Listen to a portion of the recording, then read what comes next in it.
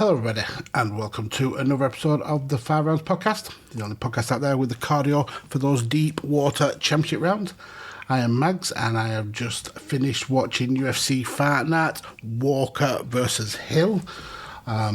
Before we get into the main card, let's quickly run through these prelims. A lot of cancelled fights on this card as well due to various injuries and illnesses and things like that. So we opened up with Mario Batista getting the decision against Jay Perrin in the bantamweight division. Then we went into the featherweight division where Jonathan Pierce got a decision against Christian Rodriguez.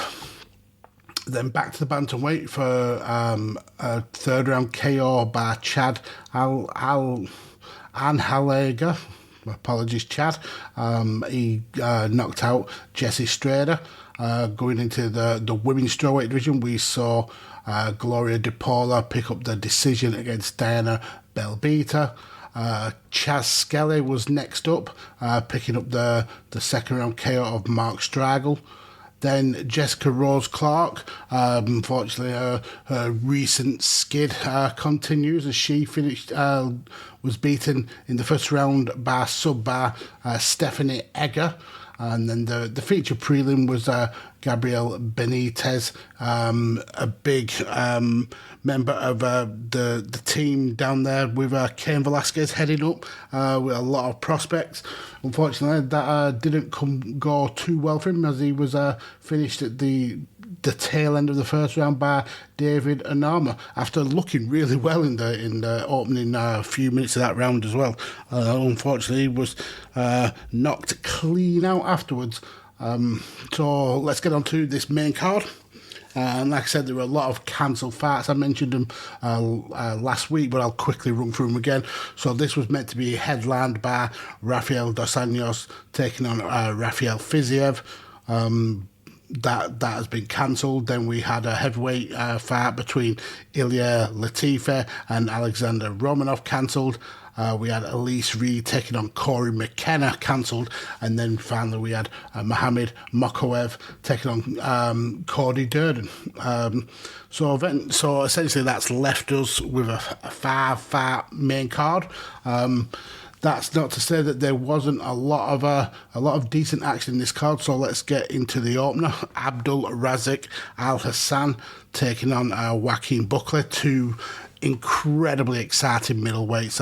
Lots of knockouts and submissions with these guys. Both give absolutely their best every time they come out to fight. Sometimes they leave too much in the octagon and can leave themselves opening for vicious knockouts. I mean, we've seen the highlight reel knockouts both to and from Joaquin Buckley, and Abdul Razak Al Hassan is able to hold his own.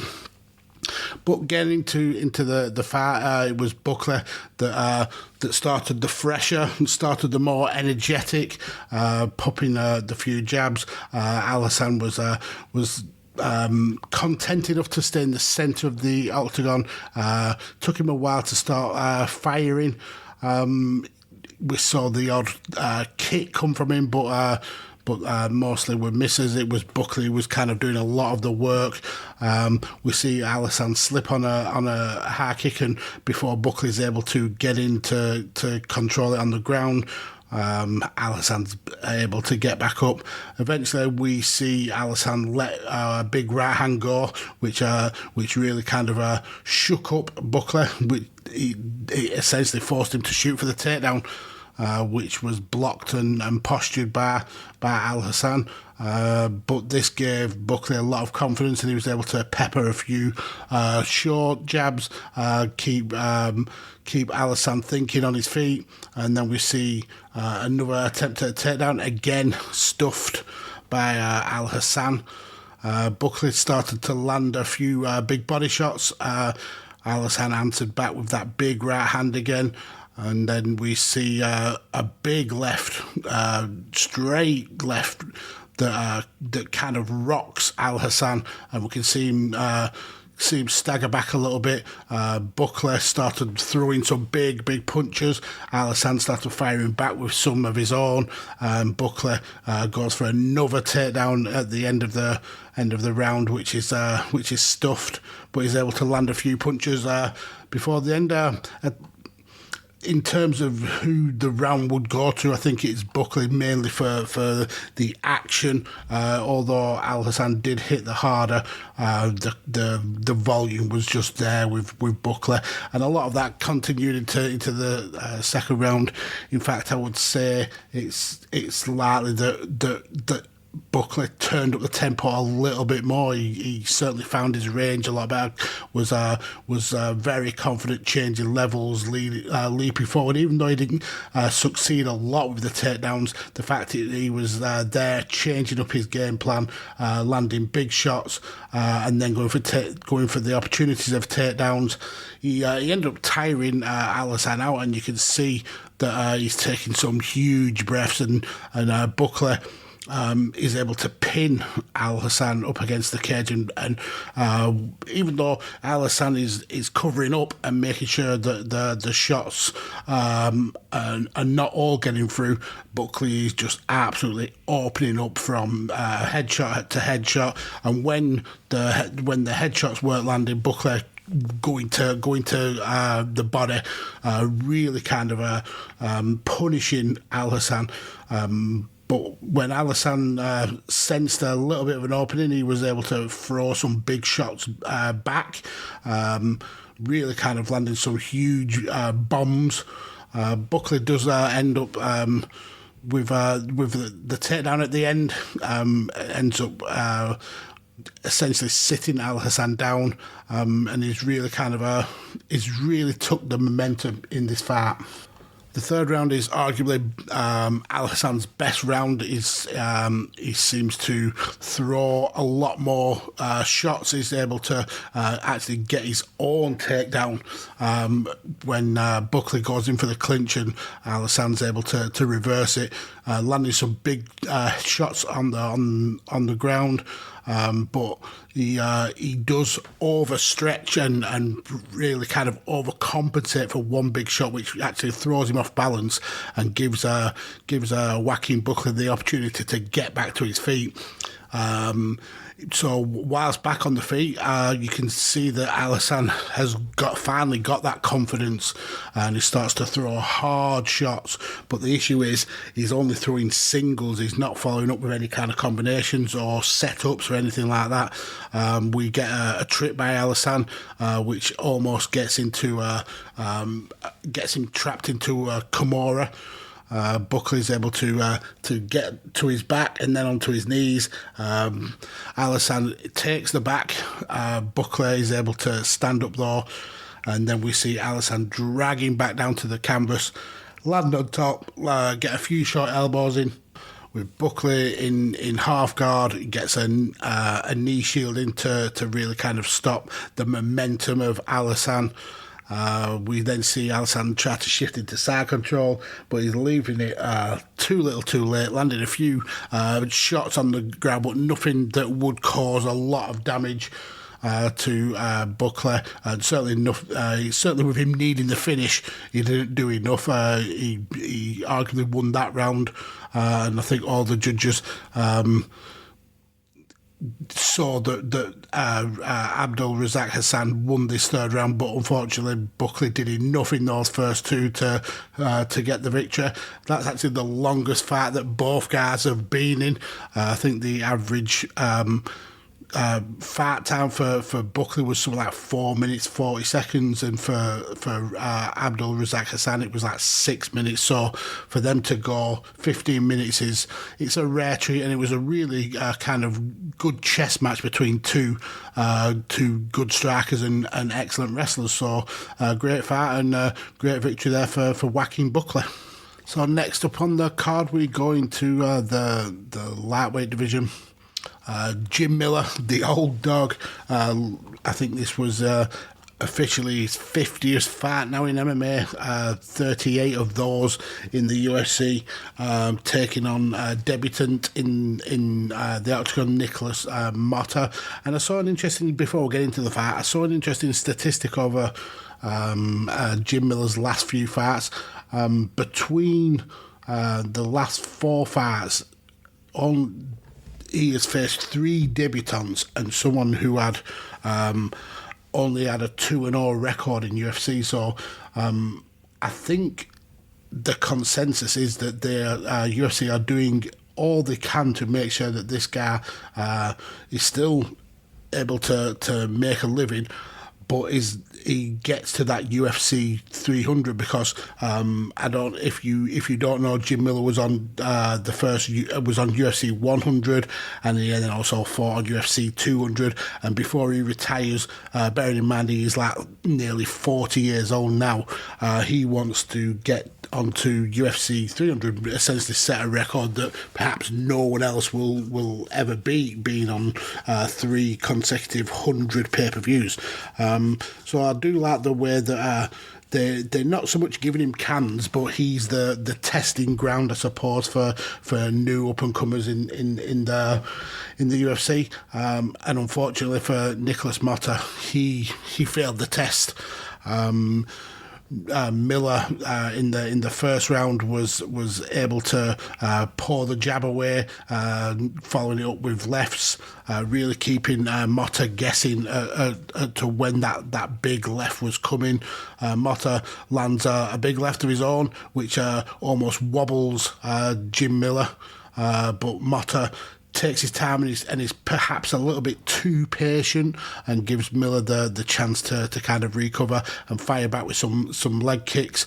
Motta goes for a right, which is blocked, and then Miller hits a low kick which sends Motta off balance.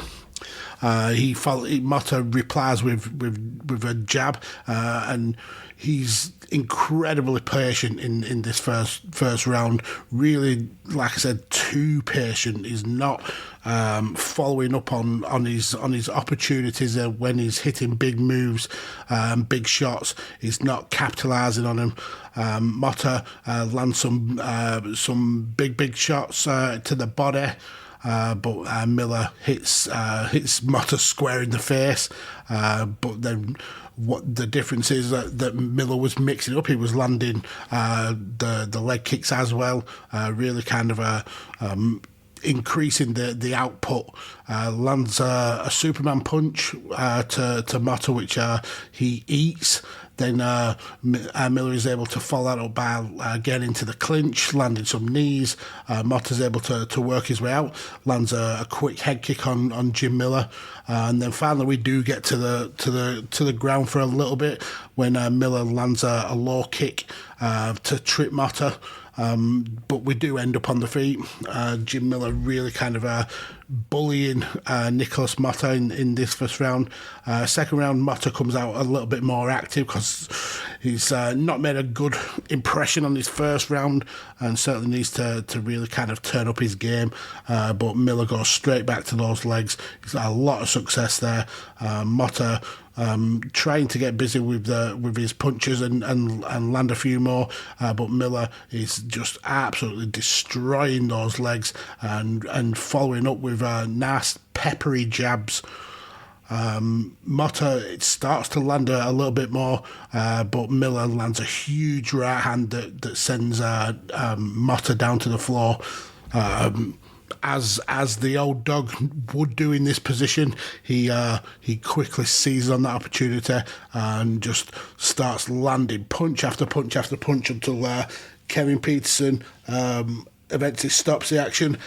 Post-fight, Jim Miller said perhaps maybe Peterson should have stopped it a little bit early. There were a few punches that went in that perhaps didn't need to happen, but them's the breaks, and Jim Miller and this kind of retirement journey keeps a chugging. So let's get into this the middle of this card, heavyweight clash.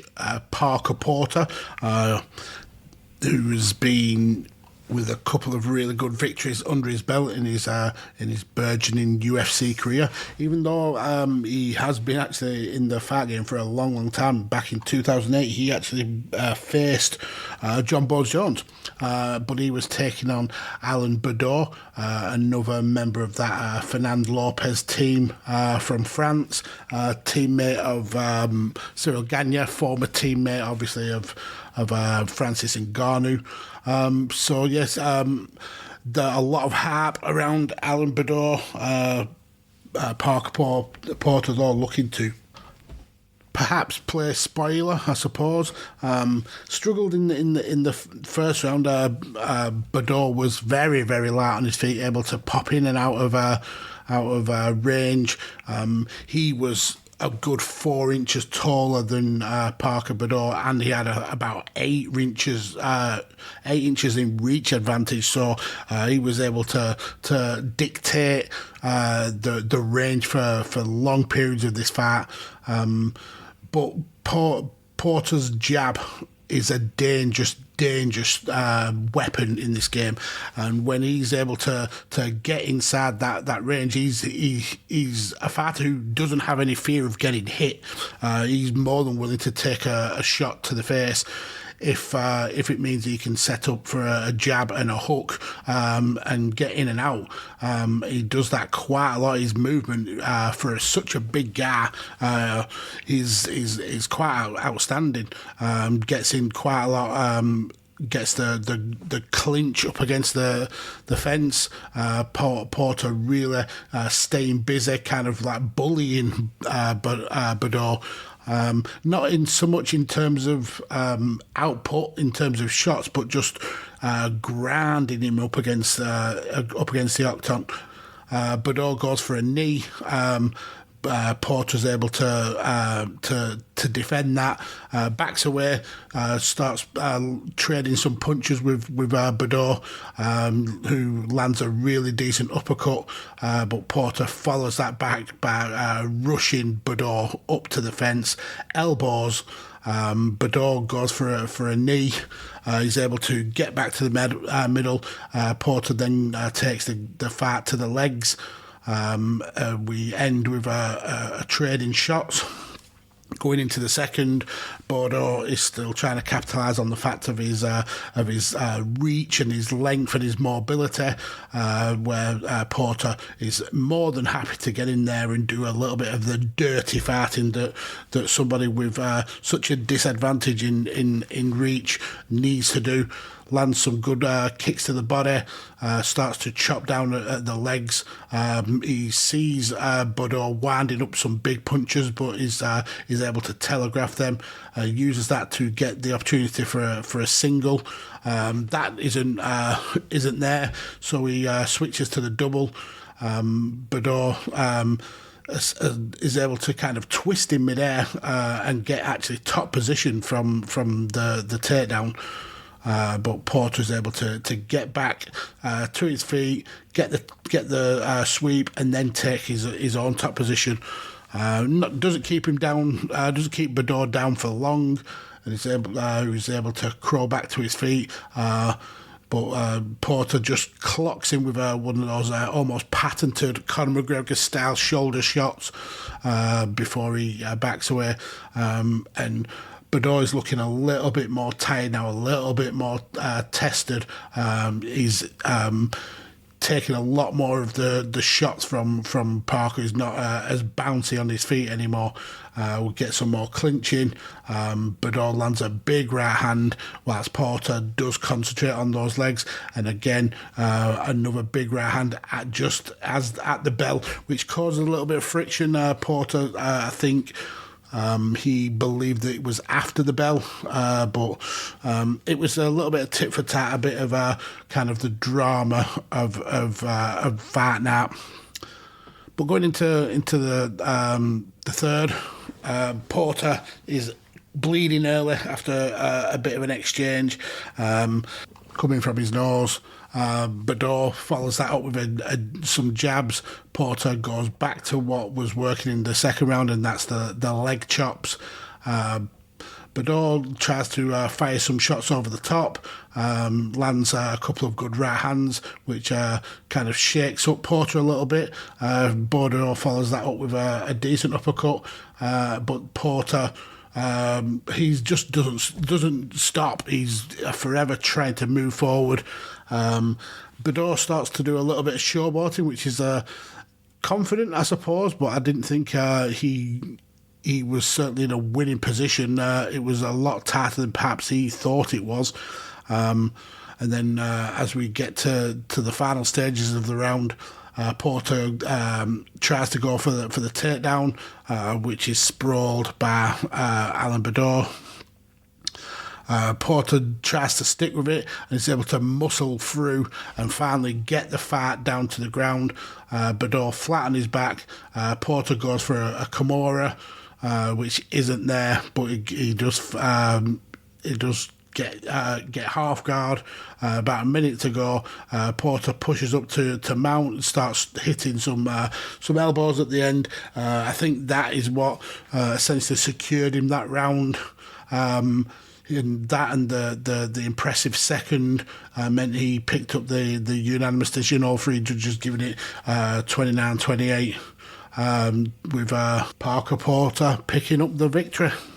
So next, let's get into this co-main event, and this was actually a catchweight fight at £195.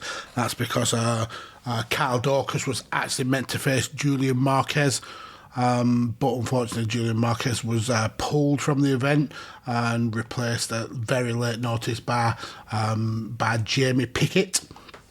And Jamie Pickett may want to rethink taking these last minute fights, because it wasn't a good day at the office for him. So we started the first round with Daukaus using his lengthy range to keep Jamie Pickett at bay, low kicks, punches, then drove for the takedown, went for the single, but Pickett is able to defend well and grabs hold of the neck. As they do eventually go down to the floor, Pickett is able to maintain control of that neck, but Kyle Daukaus, elite level wrestling. He's not that concerned about it. Eventually he's able to pop his head out, works his way to his knees, grabs the neck from the front, looking for the guillotine. Pickett, he's able to calmly get back to his feet.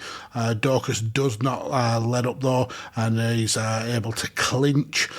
Pickett does try to work his way out, but Daukaus lifts him up and slams him back down to the floor.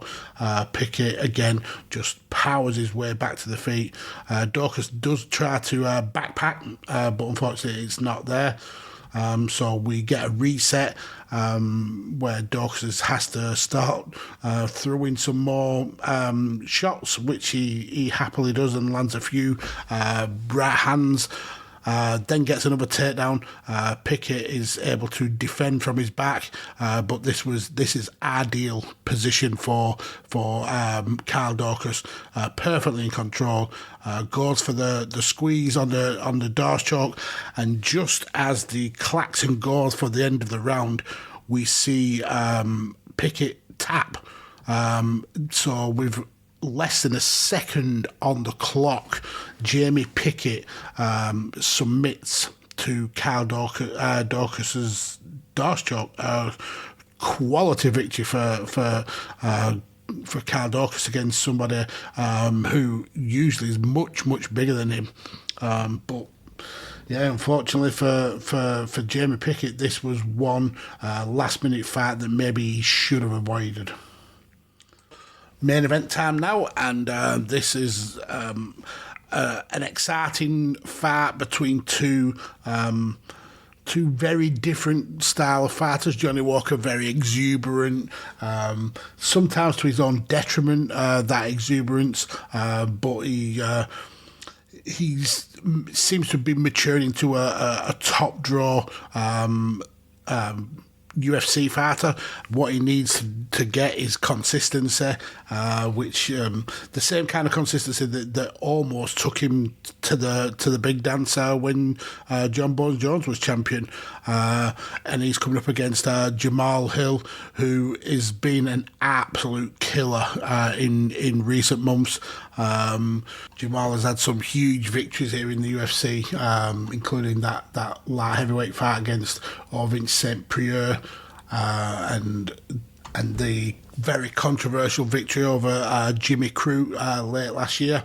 But Johnny Walker is certainly a step up, and if Jamahal was able to pick out Johnny Walker, then that would be certainly him pushing for perhaps a title shot very, very soon. Walker starts very fresh, but Hill is able to defend some of the kicks. Walker then defends kicks of his own and really started to kicking, almost a kickboxing match. Walker and Jamahal trading kick after kick after kick. Eventually, Walker hits a high kick and then follows up with a spinning punch, starts to push the pace. Jamahal Hill easily deals with it, slips out of the way. Walker keeps firing those head kicks, but Jamahal answers with a big right hand. Walker then tries to clinch, but there's nothing really there for him to work with. Hill starts pushing the pace a little bit more, avoiding those potential counters. Hill lands a good high kick of his own, but unfortunately it brushes the shoulder of Walker and kind of like takes the momentum off it. Lands a clean right hand to the temple, and both guys were throwing bombs at this point. And Jamahal Hill took one clean on the chin, but Jamal's shot to Walker lands clean on the temple of Johnny Walker, and instantly he was out. His brain shut down, his arms flailed in the air, his legs gave in, and he just drops to the canvas. Follow-up shot, but this fight was absolutely already over, and in the space of 3 minutes, Jamahal Hill has just destroyed Johnny Walker, and like I said, picked up a massive victory that certainly will be putting him in contention for a title shot, hopefully in the upcoming months. So yeah, that's essentially Fight Night all wrapped up, but the UFC train keeps a chugging, and we will be having another Fight Night next week. This one headlined by Islam Makhachev, who was meant to be taking on Beneil Dariush, but unfortunately Dariush had to pull out, so he's now taking on Bobby Green, who fought last week. So the fight is now going to be at catchweight rather than at lightweight. And that's also co-main evented with Wellington Turman taking on Misha Serkinov in the middleweight division. We're also going to see Arman Sarukian taking on Joel Alvarez. Arman Petrosian taking on Gregory Rodriguez. So there's a lot of big fighters on this card. So definitely tune into 5 rounds for that action next week. But that's essentially it from me tonight. You can follow me on social media at PodfatherMags on Twitter. I'm also now all over TikTok and Instagram at MagsAllPods, I believe it is, but certainly come and check that out. Follow Carlos at Kirby_Carlos, and follow the show at 5 Rounds Pod. Definitely go and check out the rest of the content on the amazing networks that we are proud to be a part of. That's here on Radio Tekkers, that's here on The Chair Shot, and that's also here on Visionaries Global Media. But that is all from me tonight. Thank you all for listening, and that is the end.